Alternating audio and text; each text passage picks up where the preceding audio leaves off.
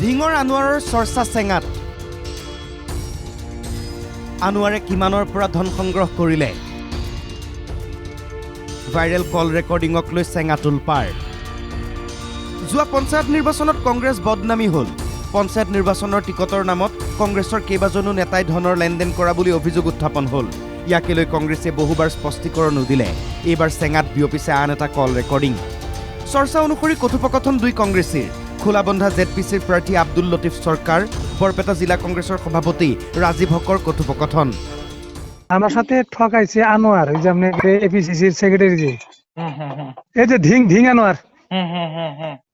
অতীত এই যে সম্পূর্ণ কইছিল ভুবন বড়ার সাথে লাইন ভুবন বড়া জানেই না কত নিছে ও 15 লাখ ওই আনোয়ার ফোনত জিলা কংগ্ৰেছৰ সভাপতিক অভিযোগ দিছে আব্দুল লতিফ সৰকাৰে পঞ্চায়ত নিৰ্বাচনত ধনৰ লেনদেন হোৱাৰ অভিযোগ প্ৰদেশ কংগ্ৰেছৰ সাধাৰণ সম্পাদক আনোৱাৰ হুছেইনে ধন লোৱাৰ অভিযোগ চন্তলি জিলা পৰিষদৰ সদস্য শাহজাহান আলীৰ জৰিয়তে 16 লাখ টকাৰ লেনদেন হোৱা বুলি অভিযোগ উত্থাপন কৰিছে আব্দুল লতিফ সৰকাৰে খং কৰিছে আব্দুল লতিফে এতিয়াও ধন পাবলৈ বাকী দলক শক্তিশালী কৰিবলৈ দলৰ হৈ কাম কৰি যাবলৈ অনুৰোধ জনাইছে জিলা সভাপতিয়ে বেজালে পড়ছিলেন যাই নয় কারণে অগরে উদয়রানের পয়সা দি তুলুন আর বাদ বাকি জেলা কংগ্রেসে আমার হাতে ভবিষ্যতে কাম করবেন একলগে হ্যাঁ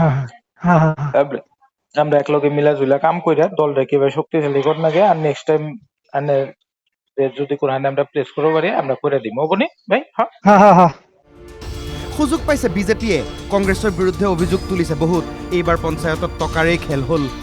আচলতে কংগ্ৰেছ দলৰ কোনো ধৰণৰ নীতি আদৰ্শ নাই তেওঁলোকৰ নীতি আদৰ্শ কেৱল মানে তেওঁলোকৰ মুখতে চলে আৰু কংগ্ৰেছ দলৰ মানে যিটো নিৰ্বাচনৰ প্ৰক্ৰিয়া যিটো মানে টিকট বেচা কিনা চলে কেৱল ধনৰ বিনিময়তহে তেওঁলোকে মানে টিকট প্ৰদান কৰিছে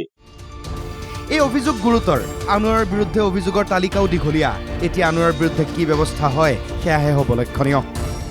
চেঙাৰ পৰা দিলীপ তালুকদাৰ NKTV+